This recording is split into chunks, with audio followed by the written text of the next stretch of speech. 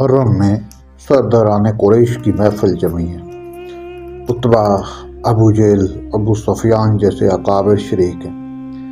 البتہ عام دنوں کی طرح مسرت و شادمانی کی بجائے ان کے چہروں پر پریشانی اور تردد کے آثار نمایاں ہیں۔ گفتگو کا موضوع نہ تجارت ہے، نہ جنگ اور نہ انتقام، بس محمد صلی اللہ علیہ وسلم ہے۔ ان کی دعوت، ان کی تبلیغ، ان کے ساتھی نئے دین کے ماننے والے، اپنے آباء و اجداد کے مذہب کے باغی، وہ سوچتے ہیں کہ ان کو دبانے کے لیے ہم نے کیا کچھ نہیں کیا، نئے دین سے پھیرنے کے لیے کیسی کچھ کوششیں نہ کر لیں۔ دھونس اور دھاندلی کا کون سا ایسا حرف ہے جو ہم آزما نہیں چکے؟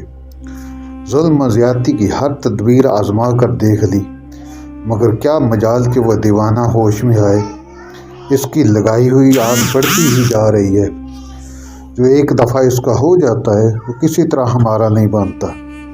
اب تو اس کو سیدھی راہ دکھانے کی صرف ایک ہی صورت رہ گئی ہے، اسے لالچ کے دام میں پھانسا جائے، سبز باغ دکھائے جائیں، کیونکہ یہ ترکیب بھی بڑی مؤثر ہوتی ہے۔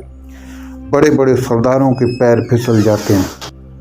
دولت، عزت، شہرت، عورت، آرام و آرائش کون نہیں چاہتا، اور یہ سب کچھ بڑی مشکل سے ملا کرتا ہے۔ لیکن کسی کی جھولی میں بلا محنت آ پڑے تو ہاں، یہ ترکیب ٹھیک ہے۔ اتبا نے کہا، اچھا میں جاتا ہوں۔ محمد صلی اللہ علیہ وسلم ذرا دور گوشہ میں ہمارے سامنے تو بیٹھے ہیں، ان سے بات کرتا ہوں۔ سب کو اطمینان تھا، اتبا معمولی آدمی نہیں، چرب زبان، فصیح اللسان، ذہین و طبع۔ اس میدان میں اس کے حریف کم تھے۔ ذرا دیر میں محمد صلی اللہ علیہ وسلم کو زیر کر دے گا۔ سب نے کہا، ہاں ہاں جاؤ، تم ہمارے نمائندے ہو۔ اتبا لبکا لبکا محمد صلی اللہ علیہ وآلہ وسلم کے پاس آیا اور کہا، محمد، ایک بات تو سنو، تم کیا چاہتے ہو؟ مکہ کی ریاست؟ نہیں تو کیا کسی بڑے گھرانے میں شادی کے طلبگار ہو؟ اچھا دولت کا ڈھیر چاہیے؟ یقین مانو ہمیں تم سے بڑی ہمدردی ہے۔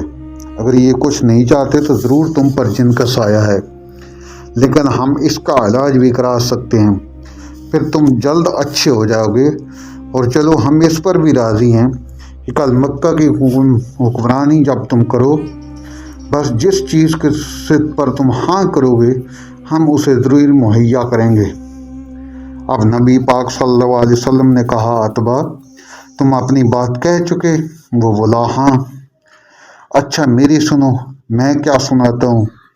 حضور صلی اللہ علیہ وسلم نے کہا اور ان آیات کی تلاوت کی، حامیم، یہ کتاب بڑی مہربان اور رحمان ہستی کی طرف سے بھیجی گئی ہے۔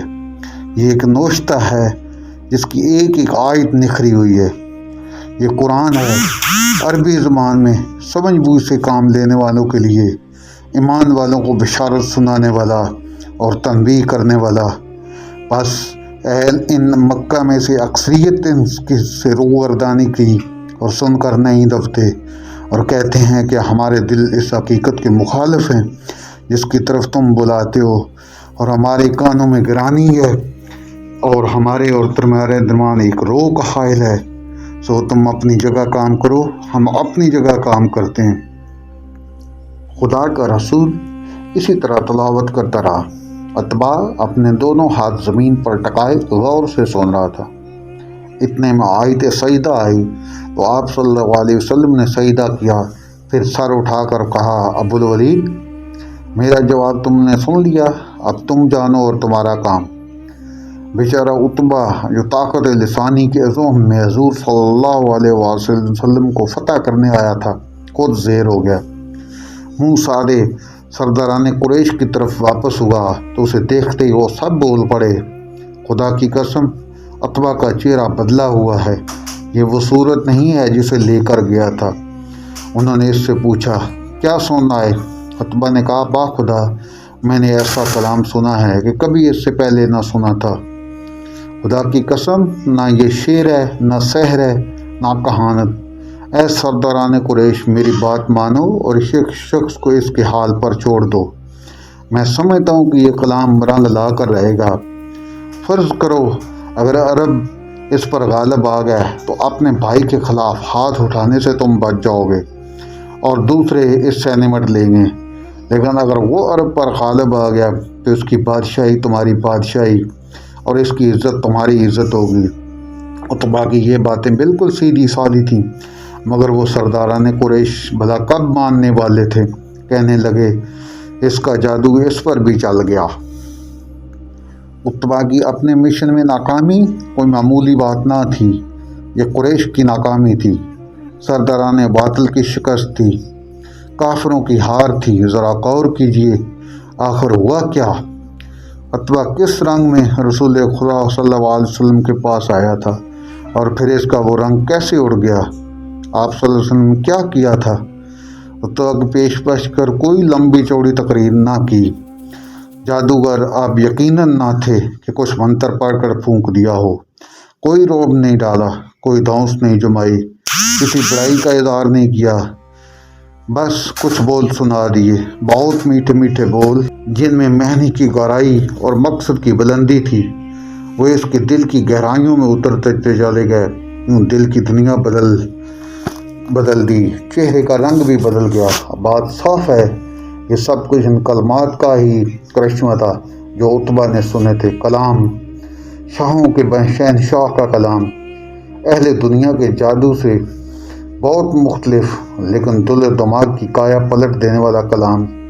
اس میں وہ مقناطیسیت ہے جو دلوں کو کھینچتی ہے، اس میں وہ کیف ہے کہ سن کر آدمی تو آدمی شجر و حجر بھی جھومنے لگتے ہیں، وہ حلاوت ہے جو دل کے سارے تار جوڑ دیتی ہے، وہ نغمہ ہے جو روح کو سرشار کر دیتا ہے، وہ آگ ہے جو اندرون کی تاریک دنیا کو منور کر دیتی ہے، وہ طاقت ہے جو ایک نئے انسان کو جنم دیتی ہے۔ لیکن کلام اللہ کے اثر افرانی کی یہ منفرد مثال